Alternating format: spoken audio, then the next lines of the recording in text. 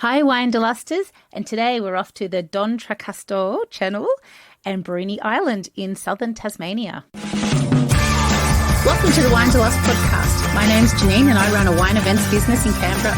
But my real passion is travel, and my bucket list is to travel to every wine region in the world. In this series, I'll be exploring some regional Aussie wine destinations. I'll give you some tips whether you're planning a romantic getaway, a girls' weekend, or you're dragging the kids along. So pour yourself a glass and let's get exploring. I'd like to begin by acknowledging the traditional owners of the land on which this podcast is talking about today, and pay my respects to elders past, present and emerging. I hadn't realised that one of the things on my bucket list would be to visit the most southern winery in the country until I heard about it, and then it was definitely on the list. So the Huon Valley is off to the west of Hobart. It doesn't look very far on a map, but it can be like some 2 hours drive to the edge of the Southwestern National Park. So the Huon Valley is quite huge. And a bulk of the apples grown in Australia come from this area. As I discovered in the Granite Belt, where fruit grows, there are grapes and wine. So in amongst all the great cider spots around here, there's some fabulous wineries. So the whole Huon Valley is quite big, and that's going to have to wait till another episode. So today we're going to be looking at the wineries along the channel. So the Don Tracastor Channel, which I have a terrible French pronunciation, so I'm going to call it the Huon Channel, which one of the winemakers referred to it as, and also Bruny Island. So this area was named after a French naval officer and explorer and a colonial governor, and his name, again the bad pronunciation coming up, Anton Bruny Domcastro. So you can see where the name Bruny Island also comes from. And in 1773, his boat discovered that Bruny Island was separate from the mainland. As you come out of Hobart, travelling south along the Channel Highway, there are a few wineries along that coastline, and they're the ones that we're going to talk about today. There's R.D. Muir, Resolution Vineyard and House, and Mewstone Wines. So Mewstone is located in the little enclave of Flower Pot. I met up with winemaker Jonny at their cellar door, which is going to be opening very soon. This cellar door is gorgeous. It's large, but it has the most stunning views across the vineyard and across the channel. We sat outside. It was a little bit brisk in the Tassie autumn. He was in a pair of shorts. I was in a big coat. It tells you about the locals. So I hope you'll enjoy this chat. So I'm speaking with Jonny from Mewstone Wines, and we're sitting outside his gorgeous, gorgeous brand new cellar door. It's absolutely massive. It's made of this beautiful wood and what's the name of this looks like steel. The Dexian. The stone, basically. Stone, yeah, it's gorgeous. And we're looking out over the channel and all the vineyards. Beautiful place to come and visit. And because you and your brother set up this vineyard. Yes, so Matt came down on a little trip from Sydney when he was still working up in Sydney back in 2010. And his friend sent him along to the vineyard just over the hill, Demure Vineyard, and said, if you get a chance when you're home, go and taste Dirk's wines. They're really fantastic. And so I sort of arranged for Matt to come down, and we had a chat to Dirk, and Matt noticed this property for sale 300 metres down the road. And sort of on that trip, we came and looked at it, and Matt said, do you think we can grow grapes here? And I instantly sort of said yes. Didn't think too hard about it. Because you were saying it was a cherry orchard and then an apple orchard. Yeah, the opposite, sorry. Yeah, so it's had a long history of growing fruit, if you like, and but that had ceased about 5 years, I think it was, before Matt purchased the property. So it had all been, by the stage we got it, it was all pulled out. So I think when Matt bought it, it's got one cherry tree over on the other paddock that Ted left, which was, I think, a heritage cherry of some sort that's been left for that reason, a bit of sentiment sake. So when we got it, it was a blank paddock, but it just had an amazing aspect. I sort of have always loved vineyards that have the sort of the maritime influence. And obviously from a growing point of view, there's really good air movement. So we basically have the lowest disease pressure I've come across. You can't get much lower. We still haven't had botrytis after 7 years. The late season's picking Riesling in May with no botrytis. It's a pretty hard spot to find vineyards that are going to do that consistently, and so that's worked out beautifully, and obviously no frost risk either. That's good. Yeah, so despite the fact we're so far south, because of the nature of the water being so close, we just don't get the hard frost in spring or autumn that might knock over your grapes. So yeah, a very easy spot to grow grapes in that way. I think the only downside we've found since we've started growing is probably a lower yield than most growing regions around the country. This would be in the very low yielding category. Is that because you're so far south, or is that? I think it's largely, yes, we're right on the edge. temperature-wise of where grapes like to grow. The Riesling down here seems to prosper more than all the other varieties, and that probably is the fact that it is genuinely probably the coolest of the cool climate varieties. The Riesling has taken to the site, so that was one where we planted a very small little parcel. It was only about 1/6 of a hectare in the original planting, so we planted like 800 vines. Compare that to the 4,500 Pinot vines, and it puts it into context. But from day one, even before we got any fruit, the vines seemed to settle in to the site quicker than everything else. And from the first year, the quality of fruit has been really outstanding. And I guess in that sense, we look at our Riesling coming off this site and we think we've got a genuinely special site for Riesling. Very hard to make comparable Riesling from anywhere else, and we get to work with Riesling from a handful of other sites around the state. And each year the Riesling from here just has more power, more depth, more character than the other parcels. And that's just testament to the site. It works down here. So I think for us, Pinot, yes, becomes the flagship, but Riesling's probably going to be the sneaky second. I'm very intrigued. I'm going to have to buy a couple of bottles of stuff now. That sounds great. You mentioned before about your other label, the Hughes and Hughes, because I have actually seen that at a couple of restaurants in Canberra, and that's what made me want to come and visit you guys when I was down here. Can you tell me about the two different labels? So Mewstone is the vineyard. Yep. Is the vineyard here in Flower Pot. Only fruit grown here at Flower Pot will go into the Mewstone label. Hughes and Hughes became the negotiant label, if you like. So as we went to start the journey in 2016, and we were going to have our first crop that we were going to take to bottle of Mewstone, I sort of called Matt and said, I think maybe we're never going to have we're not going to get much fruit out of our little thing. Why don't we buy a little bit of fruit and do a little side project? And my sort of want was always probably not to do it as a baby Mewstone or anything like that. It was like, look, let's do this as its own separate entity. It's not from the estate. We really want to, I'm a bit of a stickler. I like it to be really clear that this is estate grown and this is not. And then the side project sort of took off over the next 2 years, and we sort of went from, I was meant to buy 3 tonne, I bought 10. Matt was on holidays, so he couldn't tell me off. He went skiing. He learns his lesson. Don't go away in March, or Johnny will do silly things. The next year, basically, we managed to sort of sell enough of the wine that it was like, okay, we can buy a little bit more fruit this year. We ended up buying about 20 tonne, and we sort of just, Hughes and Hughes, the idea was it's an earlier release as well, so we're making wines that we can actually take to market within the year and hopefully fund the next vintage from the previous vintage was the build model. And because that worked and the label took hold, then we were able to grow that business, that part of the business up quite quickly. And so ultimately now that's the vast bulk of what we actually process. We process about 80 tonne, of which 75's Hughes and Hughes, and we get whatever we get off here, which this year was a paltry sort of 5 or 6 tonne. So hopefully in a good year we can get 10 off here. But yeah, Hughes and Hughes has sort of become a bit of the cornerstone of the business in that way, but Mewstone's certainly still the crown. Well, this is the location, like you said. So it's the jewel in the crown. And so what do you grow here? It's Chardonnay, Riesling, Pinot and Syrah. Excellent, yeah. And the great Tassie ones, the Pinot's sort of the flagship around here. I think Pinot for most people would be the flagship. I think it's you're probably either known for your sparkling or for your Pinot. Yeah, I think Pinot is that wine of the moment. It's the one that everyone's searching for, and it's been a very fortunate time, I guess, to be a new Pinot producer. Now to something completely different. When people come and visit down here, what's some tips? Obviously, come and visit your gorgeous cellar door, which is going to be open very shortly. But what other things should people check out when they come down and visit? Well, I think the beauty of coming south of Hobart is that the sort of the Huon Channel region has now got a handful of really awesome producers across a really wide variety. So we have friends over at Grandview Cheese doing some really amazing sheep cheese across the road. We've got some friends down the road they don't have a cellar door yet, but hopefully one day in the next few years, there's a cider house that they're opening, Old 12th. And then we've also got Woodbridge, which is a really awesome eatery just in the local town that on weekends, that it's got an amazing aspect. You sit there, you're sitting on the water, and it's just... Yeah, it feels like you're on holidays when you're on holidays, which is... you get to live here, it's even better. Exactly. And then I think the other hot spots are probably over at Cygnet, which is only a half an hour drive over the hill. There's the coastal road to get there if you want the scenic route.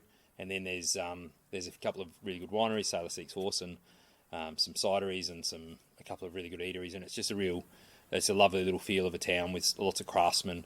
And I think that's part of the journey in the channel is... You can almost just go for the drive and you'll find something to do with your day.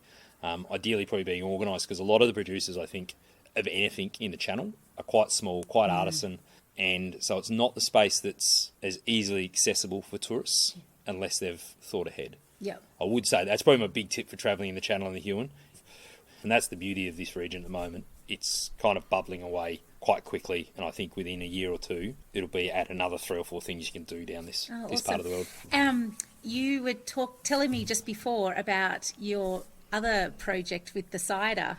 Yeah, so that's the classic of what happens in the Channel. Our friends across the road, who we know through family, have started a cider house called Old Twelfth, and they sort of called just as vintage was starting to kick off and said, is there any chance we can use your press?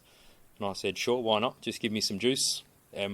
So basically we sort of did a little collaborative project with them. They sort of came and they were milling some apples and putting them through the press, and then we took 500 litres of juice, and we've just made 600 bottles of cider that's about 80% apple juice, 20% grape juice, and we found an aromatic grape variety called Cigarib, which is very random. Yeah. And is that from somewhere? Is that South Tassie? Yeah, that's from Dover. So that's from the most southern vineyard in the country. And so we fermented it with some Cigarib and some Pinot skins and the apple juice, co-fermented that, pressed it off, and we've bottled it as if it was a pet nat, basically. Great. So we'll just do a cloudy cider. Let's call it a scrumpy. We'll probably have about 9% alcohol, so... Sounds good. You won't need too many come summer. But yeah, so it's little projects like that that I think are really typical of this sort of part of the world, where there's, like I said before, there's a lot of young producers doing new things, chatting to each other, and opportunity sort of knocks. And if you're open to going, let's have a go, then there's lots of opportunities at the moment to do some really interesting bits and pieces. Oh, that sounds awesome. Thank you so much for your time. That's really Pleasure. Wonderful. Thank you. So when you drive down the Channel Highway, you come across the town of Kettering, and from there you can catch a ferry over to Bruny Island. So Bruny Island's tucked up along the coast in between like Tassie and the Huon Valley and the Channel. There's also a winery down there called Bruny Island Premium Wines, and it's the most southern winery in Australia. When I visited, I did a tasting with the winemaker, Bernice, her daughter, Maddie Jane, who's actually a musician who you may know from Triple J, and she's helping her mum out at the cellar door, waiting for COVID to pass and music and festivals to get back to normal. She shares a bit about the history, and we go through some of the tastings with her. She starts off by talking about her grandmother and this great picture that's on the back of their bottle of sparkling that's named after her. So that's the RD named after Ruth Dillon. And gorgeous photo of her on the back and a parachuting Yep. attire. In hand. After jumped straight out of the plane. Like, Very cool, back in her era. yeah. Oh yeah. Did Yeah. not care. Yeah. And then all her oil paintings are on the labels. That's cool. Yeah, so they're all little Bruny landscapes, and she did oil paintings. Like they were small anyway. They were like postcards or bookmarks, that kind of thing. So they're all little spots around Bruny. Was the Pinot. So did your parents or your grandparents set up the vineyard? So grandfather was into apple orchards. Obviously, Tasmania is big for apple orchard growing, so he had a lot of experience with that, and he basically told Mum, "We're going to plant a vineyard." So he propagated the vines himself up at the house, and then went, right, we're planting a vineyard. So that was kind of par. But yeah, so Mum's the winemaker and my brother's pretty much taking over now. Oh wow! And so when did they plant it all? So it was about 1998, I think. So then I think it was 4 or 5 years after that was the first vintage. Yeah. They grow Chardonnay and Pinot Noir. They also make some cider, and she tells us a bit about it here. So the ciders are a fermented cider made with champagne yeast, and so these two are drier style and quite alcoholic. So we call them truth serum around here. They're quite dangerous. So made from our local apples, and they're named after my grandfather. So that's my brother's kind of thing that he did. So there you go. So it's So not like a beer, sort of like not too bubbly. Yeah. It's quite still almost just like doesn't even taste alcoholic. That's even more dangerous. Yeah, Yes. exactly. Yeah. Oh my gosh, I see what you mean. That's appley, isn't it? Yeah. Oh, that's nice. Yes. That's really nice. And just to finish up, they're open Saturday nights for dinner, as well as tasting 7 days a week.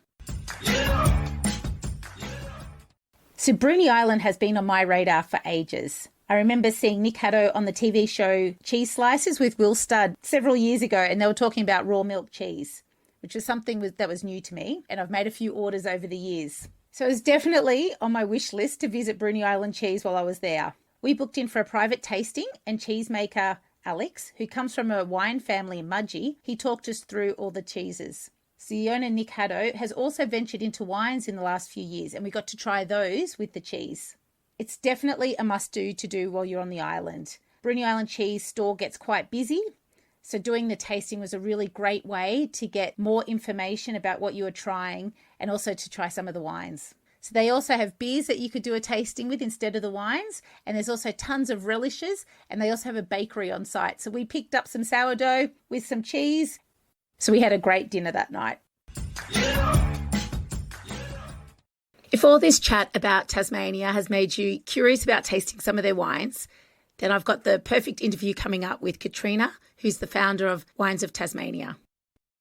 We started last year during the pandemic. It was sort of, I guess, as the borders started to close, there was this kind of, I guess, light bulb moment where it was like, how on earth are all these sort of smaller family-owned cellar doors going to still sort of share their brand and tell their stories to people if they're not able to come to Tassie?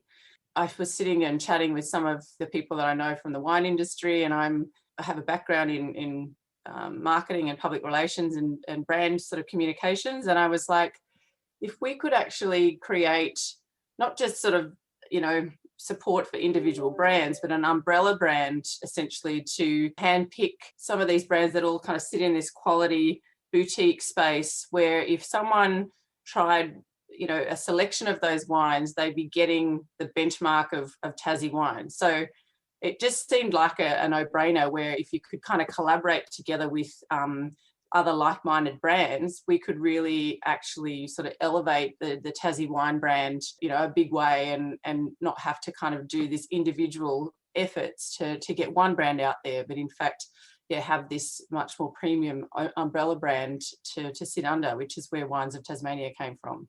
I think that's wonderful because I think quite often we find our boutique wines when we visit those regions. And if we don't have the chance to visit, then that's a really great way to get like a taster from a lot of different types of cellar doors and wineries. That's, I guess, the other big difference in the way that we're promoting it is that you've got this, really authentic way of talking about the families, the wine families and the hard work and all of that stuff because they're living it, breathing it and able to share it directly through this channel. And so it's a 6-pack of wines that people can opt in to buy? We have a 6-pack, which has sort of got a selection of different entry level to the premium end as well. So that's one of the packs, but we have 4 other packs as well. Oh, great. So there's a mixed 3 and there's a mixed red, mixed white and mixed sparkling as well. So there's quite a few, sparkling tragics out there that love the sparkling pack, and obviously Tasmanian sparkling is quite unique and really has put its name on the global map. The Tasmanian sparkling brand is certainly punching well above its weight, that's for sure. I agree. Part of even this Wines of Tasmania business is that the people that are feeding back that is saying, I never would have picked that bottle in a bottle store because I didn't know it was good. But the fact that someone else has taste tested before it turned up on my doorstep, I know I can open each bottle, or I can bring the bottle to a dinner party or give it to someone as a gift and know it's without quality. Any hesitation that it's quality. Yeah. So there's that kind of, that's the bonus there. But people they might not really know what they're drinking, or they might not have had many Pinots as well. That's the thing of when we here as well, we get people that want to, have you got a red? And you say, yeah, I've got a Pinot Noir, and then they taste it, go, and they're expecting a Shiraz, or they're expecting a Cab Sauv or something really heavy, and you say, well, no, Pinots are a different grade. There's other characters here that you need to be looking for. So, and also the cool climate, isn't it? Yeah, we've got Shiraz here, but it's completely different to what someone would expect out of South Australia or WA. Yeah, I think people are wanting to learn and, continue to do that. We're not going to just sit still and think that the stuff we drank at uni is what wine is. Yes. We've all evolved. Thank goodness. Thank goodness. So you've lived in Tassie for quite a long time now. So for some local intel, like what would you do with kids when you're visiting Hobart? You know, I'm a mum with 3 kids. We've been that family in the car where kids are screaming in the back and you're just like, where can I stop that I can find food, find a clean toilet, give them a run around, and then we've done that and now we can move on. So trying to avoid anything, the fast food restaurants. So where do we go? So Richmond's such a quaint little town and there's lots of little shops in there that you can just walk through. It's just gorgeous. And so, yeah, there's a really great bakery there. So you can get your pies and your sausage rolls and kids can sit out. There's a little courtyard there as well. For the grown-ups too, there's plenty of restaurants in the area that are attached to the cellar doors. And so mum and dad get to do a bit of a wine tasting as well.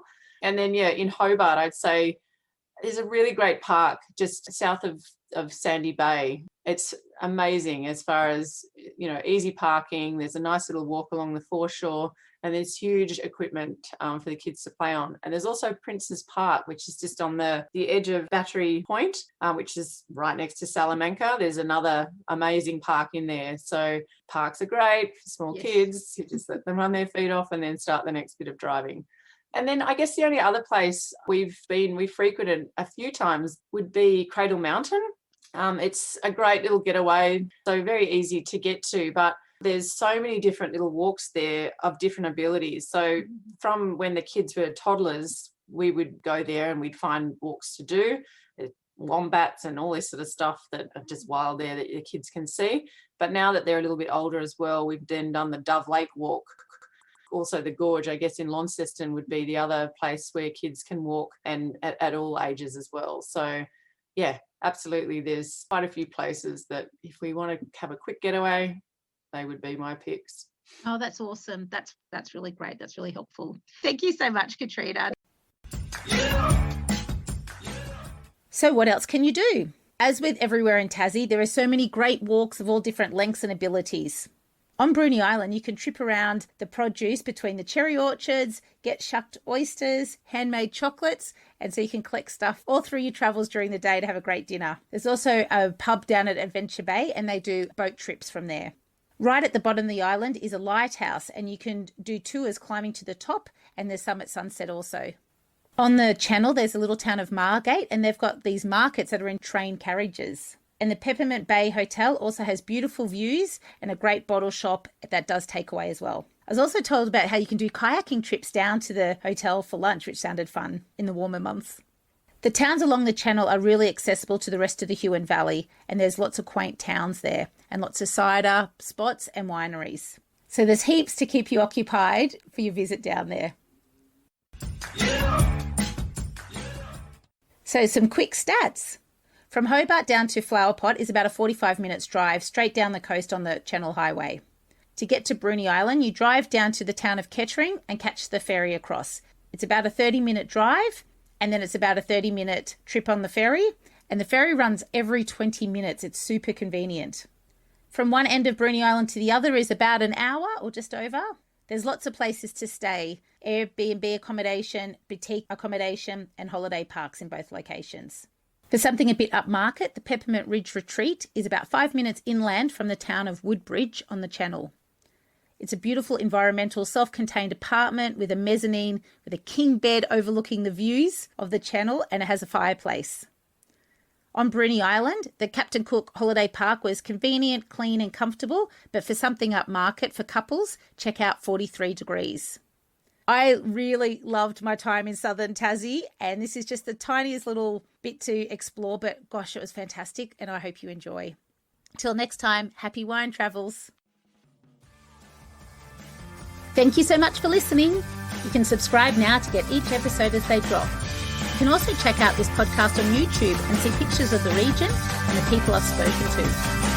Go to winederlust.com.au, that's winederlust.com.au for everything discussed today. You can also subscribe to my newsletter to hear all about my upcoming events and other news. Till next time, happy wine travels.